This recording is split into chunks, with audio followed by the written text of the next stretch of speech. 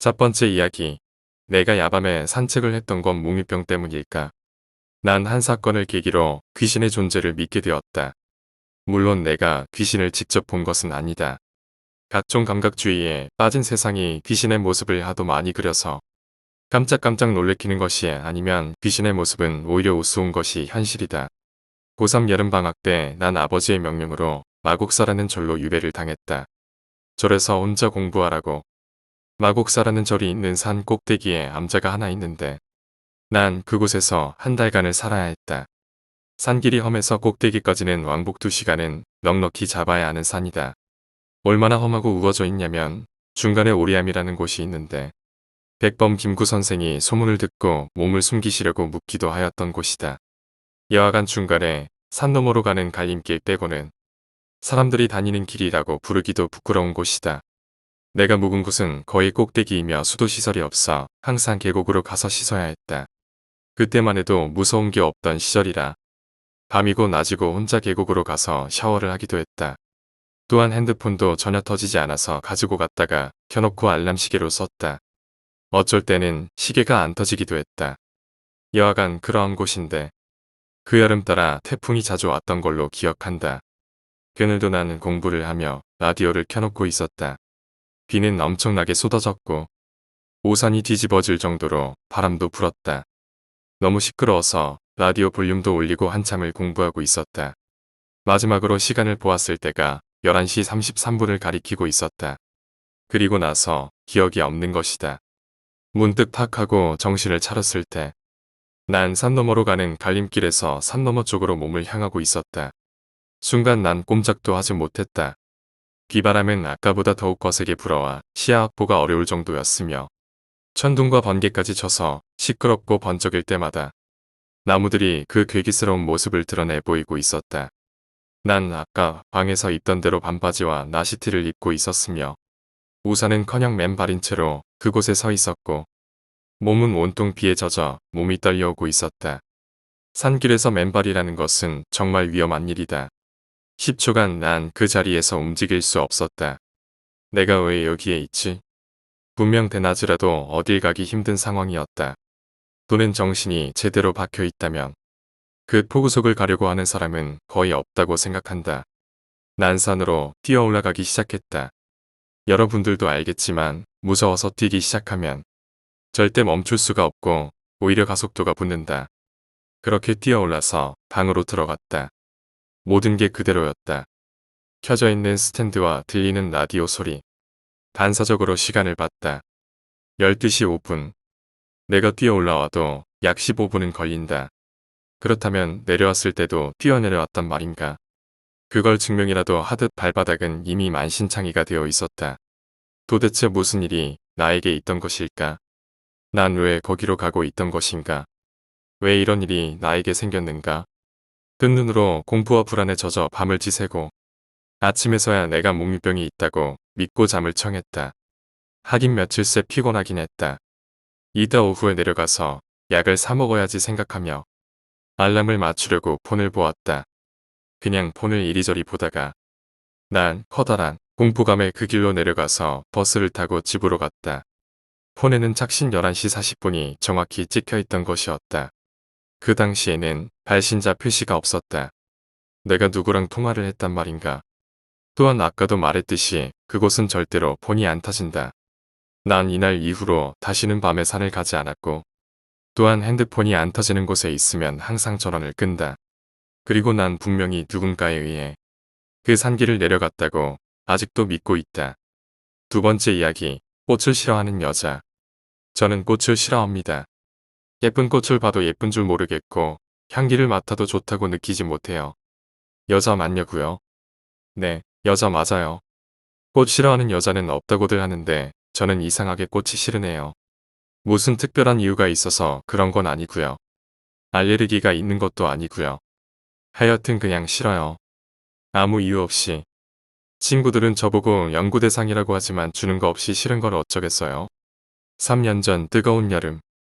남자친구와의 100일이 있었어요. 어떻게 만나서 100일까지 갔냐면요. 하나도 안 궁금하시겠죠? 그건 별로 중요한 이야기가 아니니 건너뛰겠습니다. 어쨌든 전 선물로 빨간 장미꽃 백송이를 받았습니다.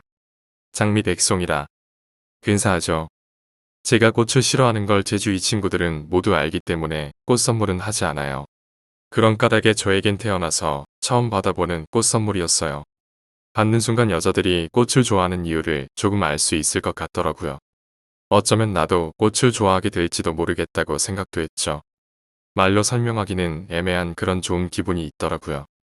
예전부터 친구 집에 가보면 벽에 꽃을 말린 걸 걸어 두잖아요. 왜 말리는지 이유도 모르고 바삭하게 마른 꽃 별로 이뻐 보이지도 않지만 처음 받은 기념으로 저도 한번 말려보리라 생각했죠.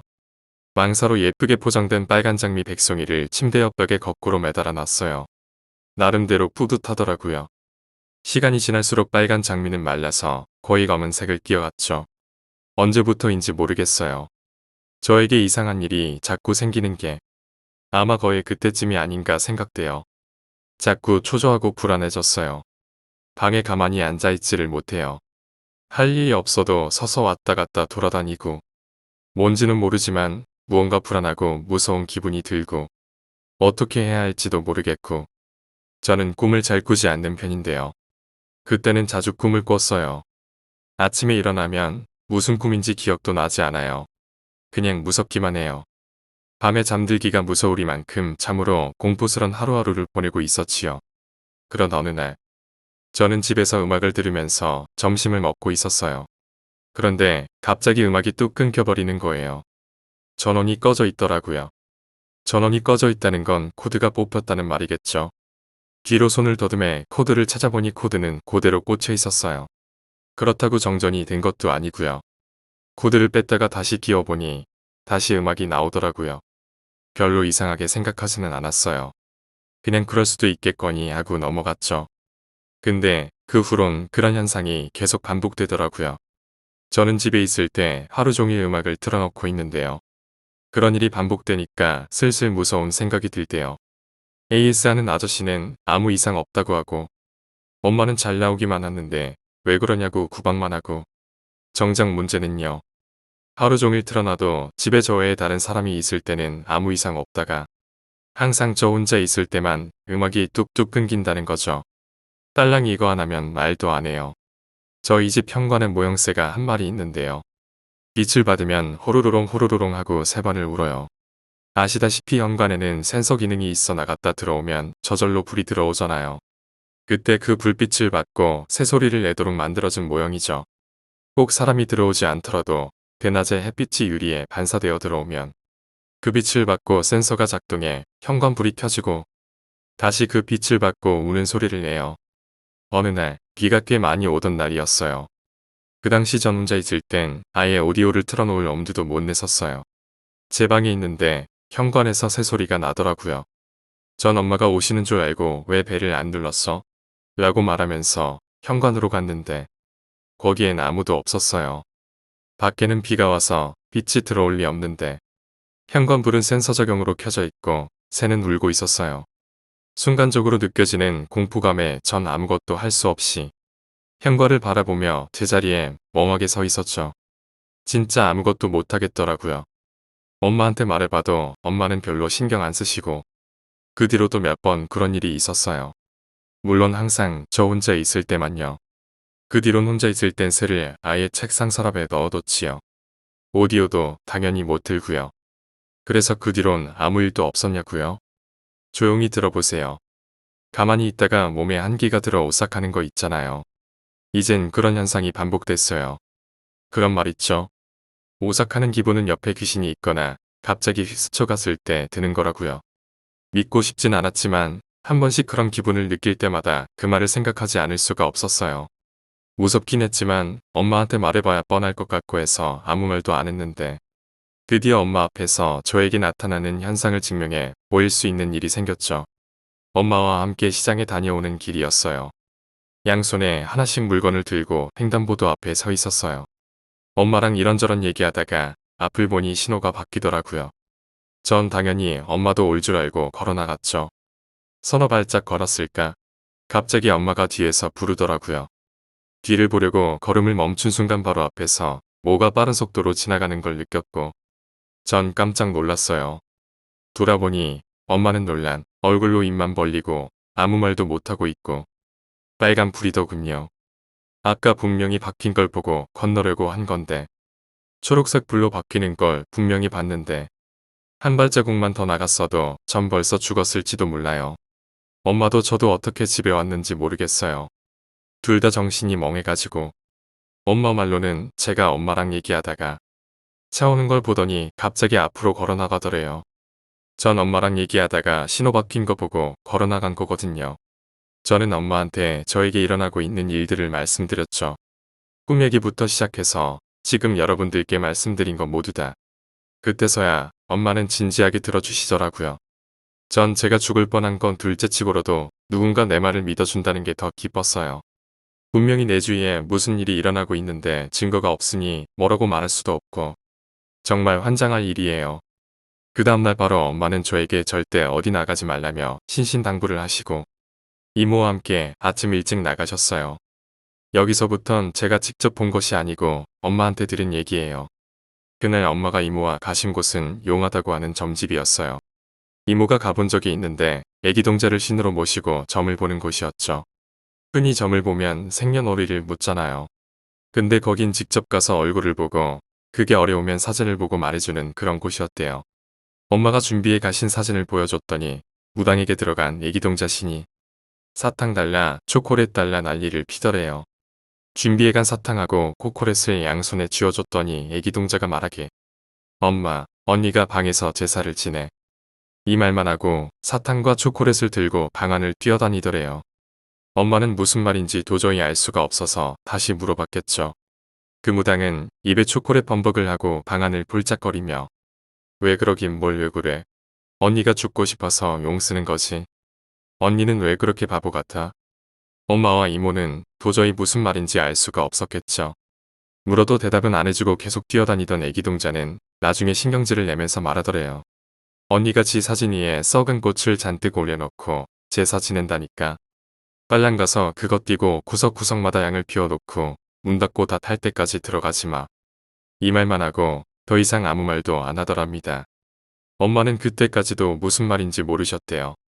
집에서 TV 보고 있는데 엄마가 전화해서 물으셨어요. 방에 너 사진 걸어둔 거 있니? 빨리 가서 봐봐. 진짜 제 방엔 사진이 없었거든요. 엄마가 돌아오시고 얘기를 다 듣고 난 뒤 전 제 방을 보고 깜짝 놀랐어요. 사진 위에 썩은 꽃을 올려놓고 제사 지낸다는 게 혹시 저걸 말하는 게 아닐까? 제 방 벽에는 백송이 장미가 검정색으로 말려져 있고 그 밑에는 친구가 연필로 그려준 제 초상화가 액자 안에 있었거든요. 저는 일단 액자를 떼냈어요. 그 다음에 꽃을 떼어나르고 침대에 올라가 손을 뻗친 순간 세상에 꽃 포장한 그물 사이사이에 하루살이 같은 날벌레들이 꽉 차 있는 거예요. 거기에 왜 벌레들이 있는 건지. 아빠가 전 일단 창문을 열고 방에서 날아다니는 벌레들을 쫓아내고 그물에 끼어있는 벌레들은 꽃과 함께 그대로 쓰레기 봉투에 담아 놀이터에서 태워버렸어요. 밤이양도 피워두고요. 지금 생각해도 아직까지 아찔합니다. 그대로 놔뒀으면 저에게 진짜 큰일이 생겼을까요? 과연 그 꽃 때문일까요? 아니 우연일까요? 어쨌든 전 그 뒤로 꽃은 더더욱 싫어해요. 제가 실제로 겪었던 이야기입니다. 오늘 이야기는 여기까지입니다.